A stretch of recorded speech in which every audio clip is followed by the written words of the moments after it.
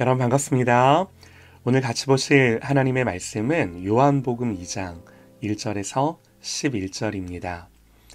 사흘째 되던 날 갈릴리 가나에 혼례가 있어 예수의 어머니도 거기 계시고 예수와 그 제자들도 혼례의 청함을 받았더니 포도주가 떨어진지라.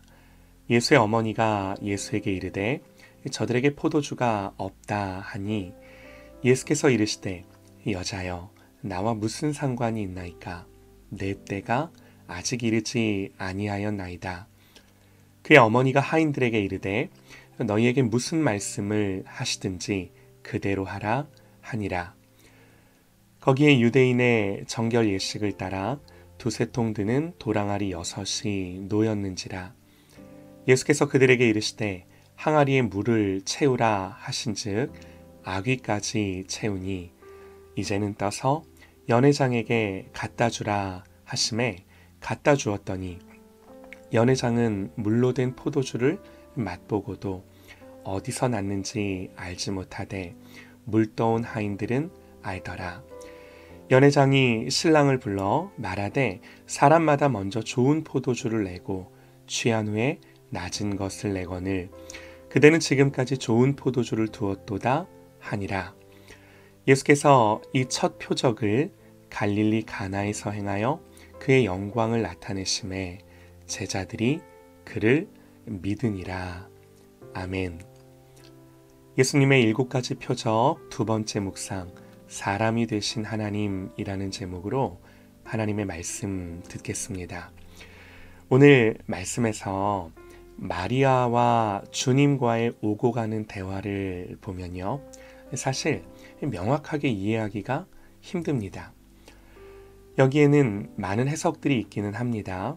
그러나 모두 문맥과 정황을 가지고 추측할 뿐이에요. 정확히 어떤 의미인지를 잘 모른다고 해야 정직할 것 같습니다. 우선 말씀을 좀 보시죠. 갈릴리 가나에 혼인잔치가 있었습니다. 마리아도 예수님도 또 제자들도 초대를 받았습니다.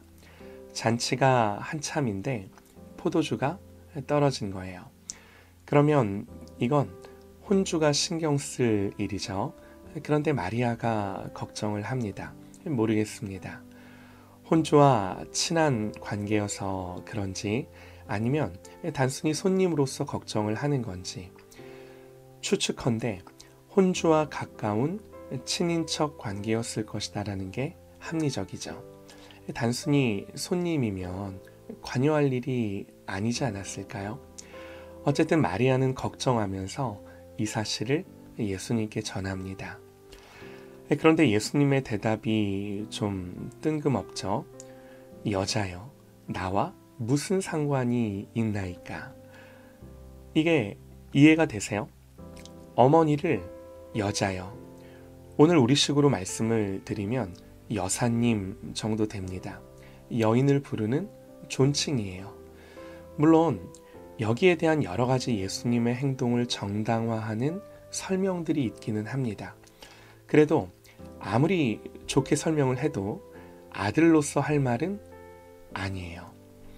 이것부터 시작을 해서 포도주 떨어진 게 나와 무슨 상관이 있냐고, 사실상 어머니의 부탁에 대한 거절이죠. 여사님, 저는 그냥 손님입니다. 잔치에 포도주 떨어진 게 안타깝기는 해도 저랑 무슨 관계가 있나요? 하신 거예요. 그러므로 분명한 건 이건 어머니와 아들 사이의 일상적이고 상식적인 대화는 아니라는 겁니다.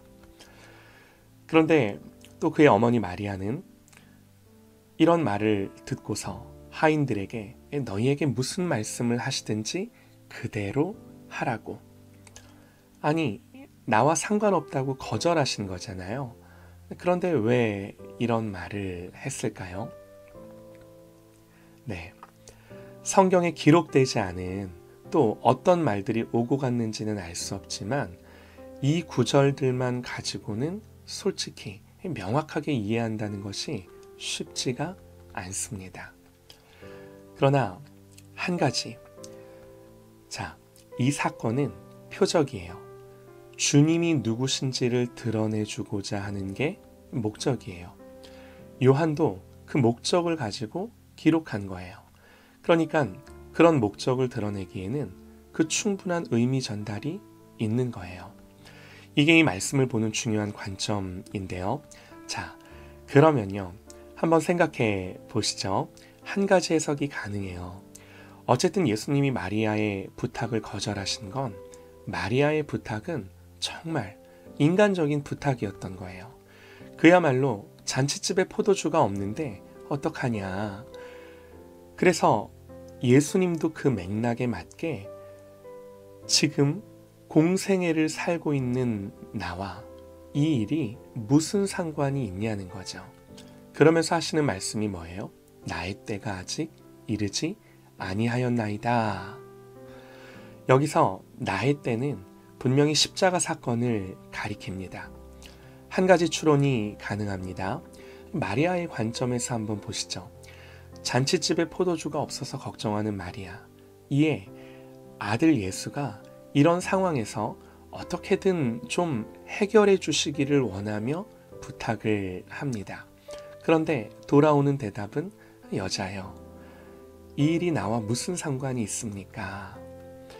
내가 여기서 기적을 행하여 이 자리에서 박수받고 영광 받을 수는 없습니다. 왜냐하면 나의 때, 십자가를 지고 부활하여 하나님을 영화롭게 하는 때는 아직 아니기 때문입니다. 나는 그 때를 위해 온 거지 지금이 아닙니다. 하신 거예요. 마리아는 그 말의 의미를 알아들은 걸까요? 어쨌든 하인들에게 달려가서 조용히 하인들에게만 이야기합니다. 너희에게 무슨 말씀을 하시든지 그대로 하라고. 하인들은 영문도 모르고 예수님이 시킨 대로 합니다. 그리고요, 성경은 이렇게 기록을 합니다. 연회장은 물로 된 포도주를 맛보고도 어디서 났는지 알지 못하되. 이 연회장, 파티의 주관자겠죠. 그 사람도 모르게 이 일이 진행이 된 거예요. 연회장도 모르고 혼주도 모르고 신랑 신부도 모르고 전체 하객들도 지금 자기가 먹고 있는 포도주가 무슨 포도주인지 아무도 모릅니다. 다만 말씀처럼 물 떠다 준 하인들만 알아요. 사실 예수님은 자기의 능력을 은밀히 행하신 거예요. 그러니까 이 기적은 드러내어 행하신 일이 아니세요. 너무나 놀라운 기적임에도 사람들이 이 기적을 알아차리지 못한 겁니다. 이런 기적을 모두 앞에서 보란 듯이 하신 것이 아니라는 거예요. 결국 마리아와 그리고 제자들 그리고 몇몇 하인들만 알지 지금 무슨 일이 일어났는지 아무도 모릅니다. 여러분, 이 사건의 강조점이 여기에 있어요. 예수님은 이 일을 드러내고 싶지 않으셨어요. 사람들이 생각하듯 잔칫집에 포도주가 없는데 물로 포도주 만드는 미라클 메이커로 인식되기를 거부하셨어요. 나는 이것을 위해 오지 않았다 말씀하세요. 여기서 우리는 주님이 누구신지 알 수 있어요. 여러분, 물이 어떻게 포도주가 됩니까? 창조주만 가능한 일이세요. 그 모든 신성과 능력이 예수님께 있으시지만 그 모든 것을 인성 안에 감추신 하나님. 하나님이시지만 창조주시지만 사람이 되셔서 죽기 위해 오신 예수 그리스도. 그래서 이 사건이 표적이에요. 이 사건은 주님이 누구신지를 명확히 가르쳐주는 표적이에요. 주님은 기적을 베푸시는 하나님이세요. 동시에 그 하나님이 십자가를 위해 오셨음을 분명히 가르쳐 주는 거죠. 이 사건이 표적일진데 오늘 우리는 이 사건을 통해 주님을 보는 것입니다. 물을 포도주로 바꾼 예수님. 여러분, 예수님이 신기한가요? 더 신기한 건요, 그 창조주이신 하나님이 사람이 되셔서 창조주가 피조물을 위해 죽으셨습니다.